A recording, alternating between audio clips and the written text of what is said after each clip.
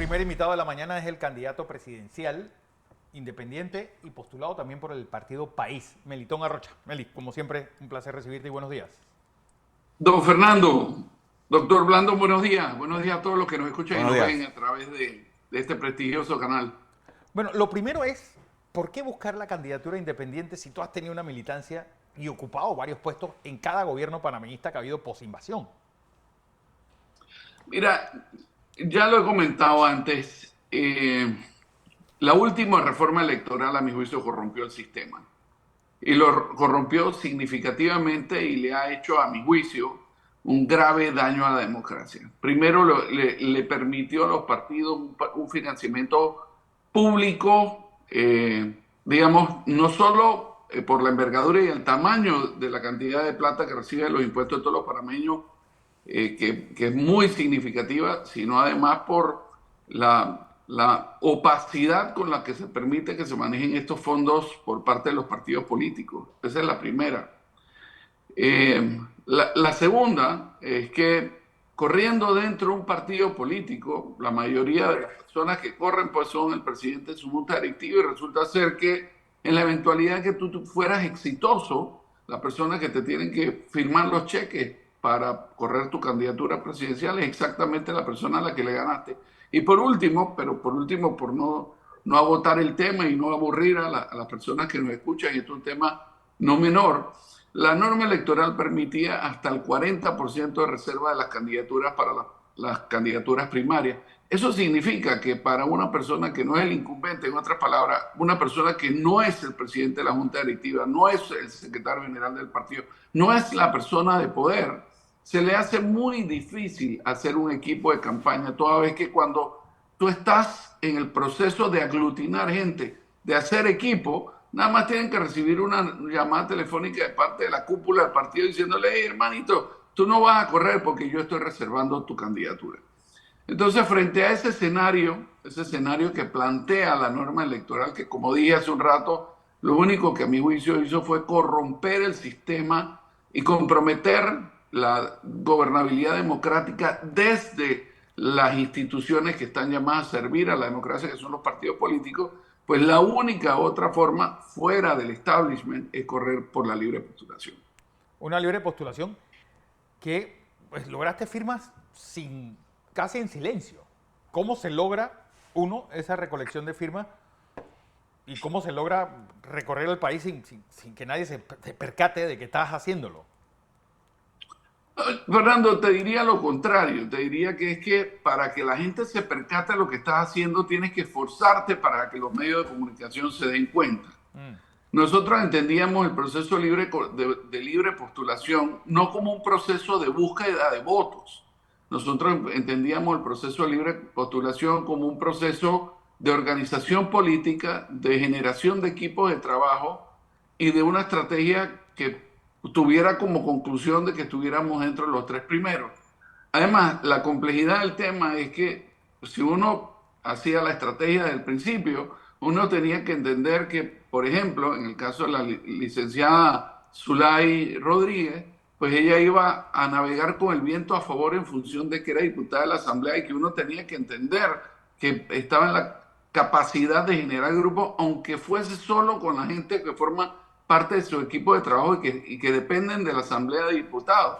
Y la otra era la licenciada Maribel Gordón, que por su afinidad en procesos políticos anteriores, en donde ella representaba en su condición de candidata a la vicepresidencia al FAR, pues uno tenía que saber que iba a contar con el apoyo de Suntrax, con lo cual desde mi perspectiva, Sí. desde el inicio, y así se lo planteé al equipo, había un solo cupo para todos los demás.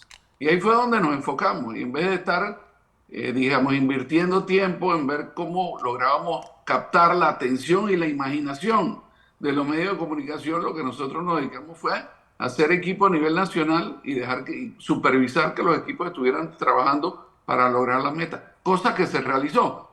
También te digo, nuevamente, la norma electoral establece un proceso de libre postulación que lo castra por todas partes. Y la mejor manera de escribir la recolección de firmas es como si a los veintitantos precandidatos por la libre postulación nos hubiera el Tribunal Electoral dado una bicicleta y nos hubiera dicho: señores, pedalean por 350 días, que los tres que más pedalean van a ganar. Y resulta ser que cuando nos bajamos de la bicicleta, los tres que ganamos no nos habíamos movido 1 milímetro porque la bicicleta era estática. O sea, la libre postulación en función de lo que establece la norma electoral castra, compromete de manera muy significativa las posibilidades de éxito de cualquier persona que corre por la libre postulación. Y por último, y solo para terminar este tema y regresando al anterior, lo que yo les digo tiene sustento, digamos, en los hechos. Vamos a ver quiénes corrieron por los partidos y ganaron. Corrió Rómulo Rux, presidente de su partido. Corrió José Isabel Blandón, presidente de su partido, y ganó. Corrió, bueno, por el partido de gobierno ganó, tal vez no su secretario general, pero la persona que concitaba todos los apoyos públicos, en fin. Todos los candidatos, Toto Álvarez de País corrió y ganó. En fin, todos los que corrieron ganaron. Y vamos a ver por el otro lado quiénes no corrieron. No corrió Martín Torrijos dentro del PRD. No corrió Zulay Rodríguez dentro del PRD. No corrió Eduardo Quirós en el Partido Panameñista. No corrió Kathleen Levy en el Partido Panameñista. No corrí yo en el Partido Panameñista. O sea, en otras palabras, uno entiende que el problema no es de una persona, sino un problema estructural en función de la última modificación a la ley electoral. Bueno, estás ya de candidato presidencial. Tu visión del país, como lo estamos viendo ahora, es decir, con este conato de disturbios sociales cundiendo a lo largo y ancho por un tema que es de vital importancia para las finanzas públicas. Tú eres uno de los candidatos que ha hablado a favor de la firma de este contrato minero. Sí, mire, yo te voy a comentar brevemente dos temas y después seguiremos ampliando en la medida que exista el tiempo y hacia donde decida dirigir la entrevista. El primero, efectivamente, ¿no? Yo creo que aquí hay un grupo de candidatos a la presidencia que se están dando el lujo de decirle al país lo que mucha gente quiere escuchar, pero que a mi juicio no es responsable en la formulación de políticas públicas y que en la eventualidad de que el pueblo panameño decida elegirlo, le van a salir con un cuento chino de por qué no van a hacer lo que le dijeron. Y hay otro grupo de candidatos que han decidido ser responsables en torno a este tema, aun cuando eso no sea políticamente correcto, ¿no? Entonces, aquí va a haber un tema, ¿no? Y no solo se va a plantear en cuanto al asunto de la mina, sino se va a plantear en torno a muchos temas. Va a haber una cantidad de gente que le va a prometer el cielo y la tierra a todos los panameños si ganan la presidencia de la República y se van a hacer pasar como una cosa que realmente no son, francamente mintiéndole a la población, para después echarle un cuento chimbo de por qué no lo pueden lograr. Y va a haber otro grupo que va a decir, a mi juicio va a decir ser valiente y le va a decir al pueblo panameño en las circunstancias en las que se va a recibir el próximo gobierno y las tareas tan importantes que nosotros como sociedad y como generación vamos a tener que enfrentar a partir del próximo quinquenio. ¿Qué opinas? ¿Cómo tú ves una solución a esta crisis y a estas protestas que se están convocando hoy? Bueno, vamos a ver cuál es el estado de situación del tema, ¿no? El estado de situación es que lo que pasó el gobierno nacional, que por supuesto han tenido una ausencia de talento político, una mediocridad sin precedentes en cómo manejaron este tema. A mi juicio fueron poco transparentes, le faltó una pizca de tacto democrático en el sentido de que no puede llegar a la asamblea y 3 días un contrato minero de esta naturaleza ha sido aprobado en su segunda etapa, también hay que decirlo, ¿no? Sí. Yo creo que eso requirió, ¿sabes?, de haber seguido acumulando apoyos y ciertamente este gobierno hizo gala de un autoritarismo brutal que va a tener que pagar el gobierno y desafortunadamente el pueblo panameño.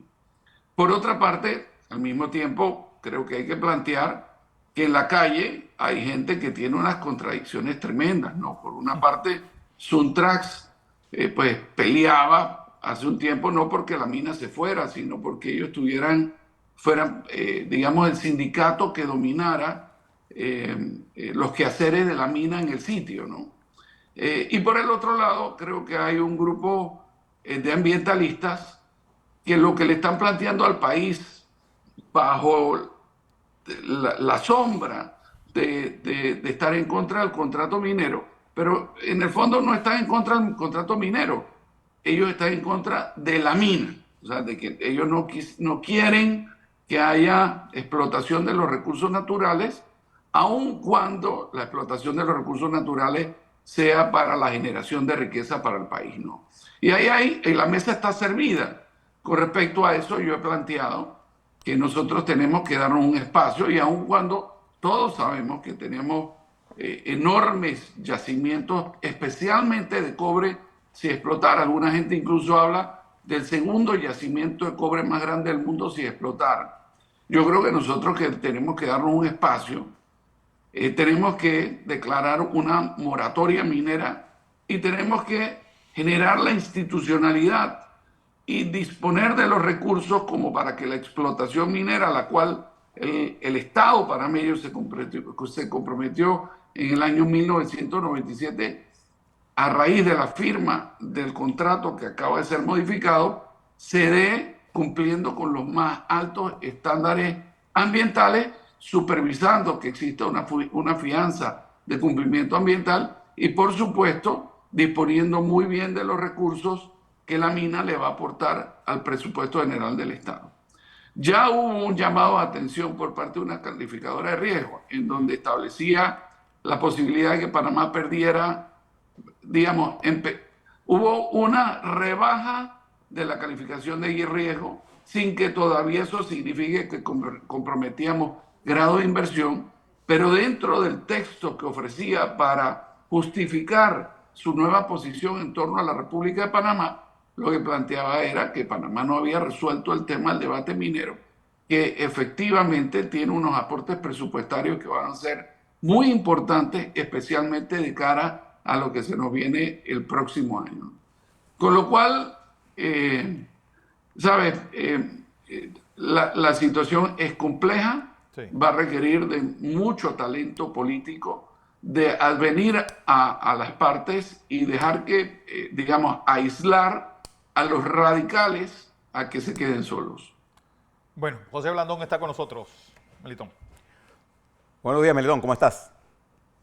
Bien, buenos días, ¿cómo andas? Bien, un placer que esté usted con nosotros aquí para compartir con nuestra audiencia televisiva y de radio sus puntos de vista con respecto a lo que está ocurriendo en el país y su perspectiva. Dos preguntas rápidas. Si usted observa el panorama internacional y, por ejemplo, ve la elección en Venezuela, donde las primarias de la oposición han tenido un impacto importante y marcan un camino de luz hacia el futuro de Venezuela. Y ve lo que está pasando y pasó en las elecciones en Argentina, en donde el candidato Milei, que partía como favorito, quedó de segundo al balotaje, pero perdió frente al candidato de gobierno que ganó con el 36,68%. Si usted mira eso, y ahora se viene hacia nuestro país, ¿qué haría Melitón Arrocha para defender la democracia que está en acecho en el mundo? No solamente en nuestro país, es en el mundo, en los Estados Unidos, en Europa, en Ucrania, en Israel, etcétera, para lograr un determinado nivel de consenso y evitar la ideologización de la política y llevarla al tramo de la lógica, porque nos estamos llevando al tramo de la ideologización de la política que no lleva al desarrollo. Hay cosas que hay que hacer y que decir. ¿Cómo sería usted si ganaría la presidencia? Bueno, creo que hay algunas cosas desde la perspectiva institucional y hay algunas cosas desde la perspectiva de la gestión de gobierno, ¿no? Voy a anotar algunas ideas aquí sin que ellas sean finales, porque es una pregunta muy interesante.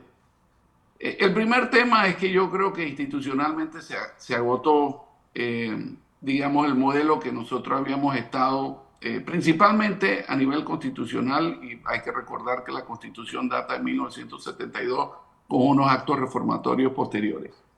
Yo creo que nosotros no podemos seguir trabajando con una Constitución del 72 cuando en aquella época no había el teléfono móvil, no había Instagram, no había WhatsApp, no había Facebook, no había nada de lo que hoy de una manera muy significativa rige nuestra vida. Nosotros tenemos que ofrecerle al país una constitución para el siglo XXI que incluya la forma en que hoy nos comunicamos, que hoy interactuamos socialmente, que es muy distinta a la forma como esto sucedía en 1972.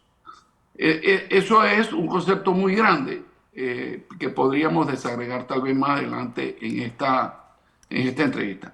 Lo segundo es que nosotros tenemos que respetar significativamente de mayor manera la institucionalidad del país. Fíjense, yo creo que en la medida en que la clase política hace oídos sordos del querer nacional, de lo que la gente siente, no particularmente hacia donde deben ir las posiciones de liderazgo que efectivamente tiene que ir generando poco a poco, mesuradamente, las transformaciones sociales que necesitamos para ofrecernos viabilidad a nosotros mismos de aquí en adelante. Sino, y me refiero a escándalos de carácter público, por ejemplo, en los temas del manejo de la cosa pública, en donde la gente siente que hay una desconexión entre lo que le pasa al hijo de la cocinera y lo que le pasa a una persona de cuello blanco. Pues en la medida en que nosotros sigamos permitiendo que haya una erosión de esa institucionalidad, también estamos comprometiendo, digamos, el quehacer democrático de la sociedad, con lo cual una reforma al sistema judicial que permita que efectivamente sucedan las cosas que tienen que suceder, digamos, será una prioridad de nuestro gobierno. Y por último, y esto seguramente usted lo sabe mejor que yo, digamos, la mejor manera de conservar los valores democráticos es que la gente sienta que tiene lo necesario para vivir cómodamente y que mañana va a ser mejor que hoy. Y en ese sentido, pues hay que revertir lo que ha venido haciendo este gobierno. Y es que en vez de generar un crecimiento económico, estamos generando un decrecimiento económico. En otras palabras, la gente tiene que tener más plata en su bolsillo. Tiene que pensar que en vez de que va a comer huevo, va a poder comer proteínas y miniestras. En fin, hay que devolverle una mejor calidad de vida al pueblo panameño y eso tenemos que crearlo por vía de la generación de más riqueza, de más empleo y distribuirlo a lo largo y ancho del territorio nacional. Bueno, tenemos muchos temas más por hablar, Melitón, pero el tiempo sabe que es nuestro peor enemigo. Gracias por esta participación. Muchísimas gracias a ustedes por la oportunidad. Listo. Melitón Arrocha, candidato presidencial independiente, postulado también por el partido País.